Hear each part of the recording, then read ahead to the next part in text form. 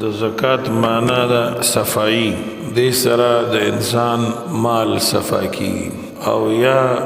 د انسان د زړه صفائی وسره زی د مال د محبت نه په زکات ورکولو کې یو بنده ته الله تعالی ډیر لوی خیر ورکړي د دنیا او د دین پای کې یو دا چې د عبادت په نیت سره د حلال مال نسوک زکات ادا کی نو د انسان ته د فرض عبادت ثواب ملوي او که رمضان کې ادا کو د اویاو فرضو برابر ثواب وته ملوي دویم زکات ادا کول سره انسان ته د الله رضا حاصلي او زکات نو ورکول سره انسان د الله د غضب مستحق ګرځي دریم انسان چې د کوم مال نه زکات ادا کوي زکات ورکول سره د دې سړی دا ټول مال پاک شي د زکات ادا کول نه بعد باقی چې کوم پاتې مالی دا صفا شي لیکن زکات نه ورکول سره ټول مال نجس او ناپاک ګرځي سلورم کم خلق چې د خپل مالونو زکات ورکوي دا غي مال ته د الله د طرفه حفاظت او تحفظ حاصلي کم خلق چې زکات فریضه نه ادا کوي دا غي د مال د تحفظ هم څه ګارانټي نشته دی پنځم زکات ورکون کی ته الله د زړه صفائی ورکوي او دې سره د زړه صفائی راځي د بخل غوندې خطرناک بیماری نه دا زړه پاکي شپږم چې کم خلق د الله د رضا لپاره حلال مالنا د عبادت په نیت باندې د الله د رضا حاصلولو په نیت باندې زکات ورکي د دې زړه د جاه د مرز نم پاکي او د مال د مرز نم پاکي حب مال حب جاه او حب مال دا دواړه الله د دې سړی نه لري کوي او زړه کې د الله محبت او د الله یاره پیدا کی کم سړی چې د الله په لار کې د الله د رضا په نیت باندې زکات ورکوي نو دې سړي په زړه کې الله خپل مینه ورسوي او دا شانتي د الله یاره پکې پیدا کی او کم کس چې زکات نه ورکوي د هغه انسان په زړه کې بخل پیدا کی او د مال او د جاه محبت پکې پیدا کی او دې کې اضافه کی وخت تیریدو سره دا بخل زیاتیږي او دا انسان د الله د محبت نه لري کیږي جنت نه لري کیږي او د خلکو نم لري کیږي جهنم ته نږدې کیږي والعیاذ بالله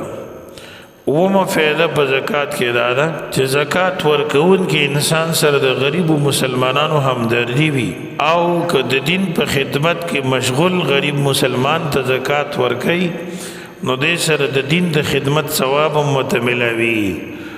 او که مستحق رشتہ دارو ته ورکوي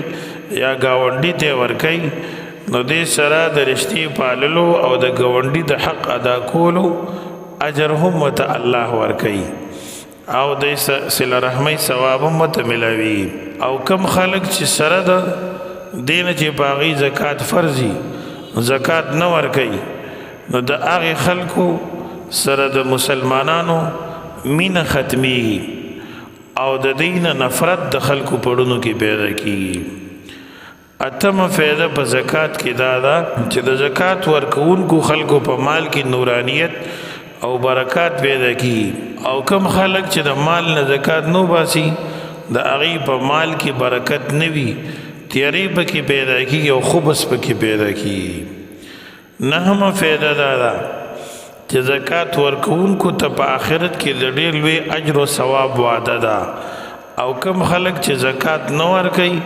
هغه ته د جهنم او د درناک عذاب تخویف او دمکی اورولې شوی ده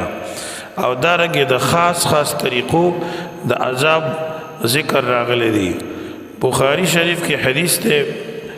رسول الله صلی الله علیه وسلم فرمای کوم انسان ته چې الله تعالی دولت ورکی او مال ورکی او بیا دې په دې مال کې زکات نه ادا کوي نو د قیامت په ورځ به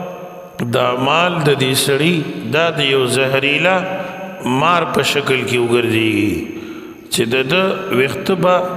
غورځېدلی په سر به گنجې وي او د سترګو د پاسه به دوه ټکي وي بیا به دا مار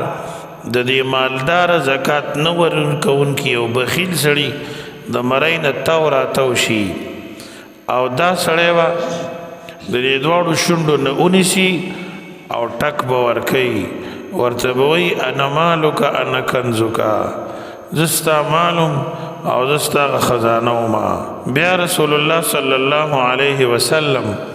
د سورة آل عمران آیتونه ولوسته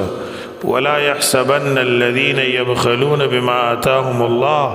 هو خيرا لهم بل هو شر لهم سيطوقون ما بخلوا به يوم القيامة الله پاک فرمائی ګمان دې نه کوي هغه خلک چې کوم بخل کوي په هغه مال باندې چې الله تعالی دې ته ورکړی دی چې دا بخل به دې دپاره بهتر وي هېڅ کله بهتر نه دی زر دی چې په غاړه باندې به ورته واچولی شي او توق پکړی شي دې ته هغه مالونه چې دوی به دنیا کې بخل کړی و او الله تعالی سورة توبه کې فرمایي هغه کسان چې سره او سپین جمع کوي د خزانې په طور او ذخیره کوي او د الله په لاره کې نه لګوي دغه خلکو ته عذاب درناک باندې زیری واوروه او دا عذاب به دوی ته په داسې ورځ باندې چې دی او د مال او دولت به په اور د جهنم کې ګرم کړی شي او بیا به په دې مال باندې دی تندي اړخونه داغلی کېږي او ورته ویلی کېږي دا ستاسو هغه مال دی چې تاسو دنیا کې ځان دپاره جمع کولو او ذخیره کولو والذین یکنزون الذهب والفضة ولا ينفقونها في سبيل الله فبشرهم بعذاب أليم يوم يحمى عليها في نار جهنم فتكوى بها جباههم وجنوبهم وظهورهم هذا ما كنزتم لأنفسكم فذوقوا ما كنتم تكنزون دا لسم پارکی اللہ پاک فرمائی سنن ابو داود کی دی حدیث تفسیر نبی پاک صلی اللہ علیہ وسلم فرمائے لے چھ دیجے کہ دا انفاق نا مراد دا فرض مال زکاة ورکول لی چھ کم خلق زکاة نہ ورکی دا اغی مال او ذخیره شوی سرمایه بدی د پارا درناک عذاب وی او کم خلق چې د خپل مال نه زکات ورکي دی د پارا با الله تعالی د اجر او د ثواب او د خولي بدلی انعام ورکول وعده فرمایي ان شاء الله تعالی چې بیا به د نصاب زکات باره کې خبرې وکړو الله پاک دې موږ تاسو ته په دې باندې د عمل توفیق را نصیب کړي او د مالی جانی عباداتو توفیق دې الله تعالی موږ ته راکړي وصلی الله تعالی علی النبی الامي